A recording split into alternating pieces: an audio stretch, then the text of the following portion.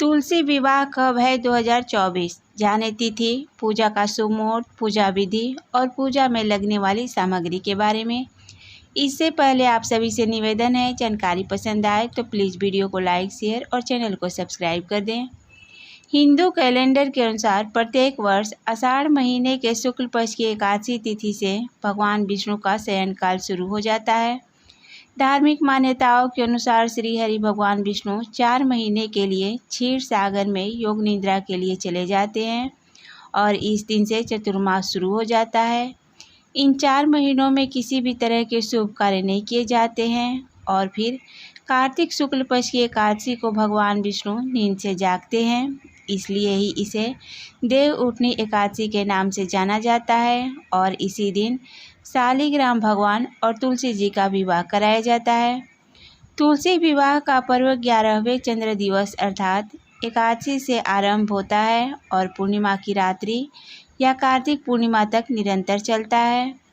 भारत के कई भागों में तुलसी विवाह का पर्व 11वें या 12वें चंद्र दिवस पर मनाया जाता है।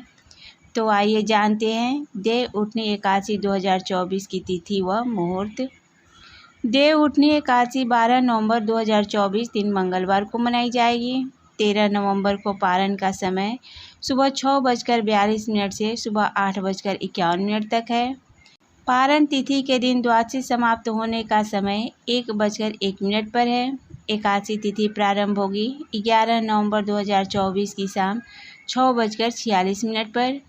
एकादशी तिथि समाप्त होगी 12 नवंबर 2024 को शाम 4:04 पर। जो लोग एकादशी को तुलसी विवाह करते हैं वो 12 नवंबर को ही आयोजन करेंगे और जो लोग द्वादशी तिथि को तुलसी विवाह का आयोजन करते हैं वे 13 नवंबर को ये पर्व मनाएंगे।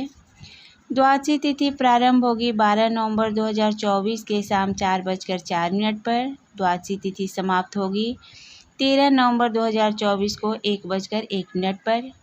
तो आइए जानते हैं तुलसी विवाह में लगने वाली सामग्री के बारे में।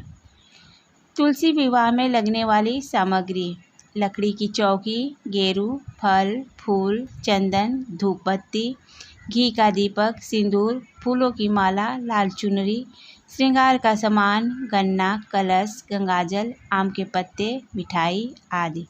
यह त्यौहार एक अनोखे तरीके से मनाया जाता है और इस अवसर पर की जाने वाली पूजा भी इसी तरह की होती है। भक्तगण उत्साह से भरे होते हैं और वे अपने देवताओं का आशीर्वाद पाने के लिए इस दिन की रस्में उत्सुकता से निभाते हैं। तो आइए जानें इस त्यौहार की पूजा विधि क्या है। साफ कपड़े पहनने के बाद पूजा स्थल को सुंदर रंगोली से सजाएं। 4 गन्ने या केले के अंकुरों का उपयोग कर एक चौकोर आकार बनाकर मंडप तैयार करें। 2 लकड़ी की चौकियां लें और एक पीले कपड़े से तथा दूसरी को लाल कपड़े से ढक दें। तुलसी के पौधे का गमला दाहिनी ओर तथा भगवान विष्णु या शालिग्राम की मूर्ति बाईं ओर की चौकी पर रखें। एक कलश लें और उसमें जल भरें। उसमें कुछ सिक्के, कुछ चावल डालें। कलश के मुख पर आम के पत्ते रखें तथा कलश के चारों ओर कलावा लपेटकर नारियल से ढक दें।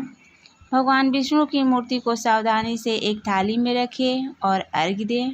इसके बाद मूर्ति को चावल के ढेर पर रखें। भगवान को जनेऊ, कलावा, कुमकुम, हल्दी, धूप, फूल, इत्र, मिठाई और फल अर्पित करें। भगवान गणेश का आशीर्वाद लें और उनसे प्रार्थना करें कि वे आपको बिना किसी बाधा के अनुष्ठान करने की अनुमति दें। भगवान विष्णु को जनेऊ और कलावा अर्पित करें तथा देवी तुलसी को चुनरी और श्रृंगार सामग्री अर्पित करें। 2 मालाएं लें और उन्हें भगवान विष्णु और देवी तुलसी को स्पर्श कराएं और एक के ऊपर एक रखकर इस औपचारिक विवाह में वरमाला की रस्म पूरी करें। देवी तुलसी को शगुन अर्पित करें। भगवान विष्णु के पीले वस्त्र पर चावल भरकर लाल चुनरी बांधकर गठबंधन करें। कन्यादान करते समय भगवान विष्णु को कुछ दक्षिणा और अक्षत अर्पित करें। देवताओं को खीर व मिठाई का भोग लगाएं। देवी तुलसी और भगवान विष्णु दोनों का आशीर्वाद पाने के लिए मंत्रों का जाप करें और अंत में आरती करके पूजा का समापन करें। मान्यताओं के अनुसार तुलसी विवाह पूजन करने से कन्यादान के समान फल की प्राप्ति होती है और जीवन की बाधाएं दूर होती है। तो दोस्तों, ये थी तुलसी विवाह के बारे में कुछ जानकारियाँ। अगर जानकारी पसंद आई हो तो प्लीज़ वीडियो को लाइक शेयर और चैनल को सब्सक्राइब कर दें।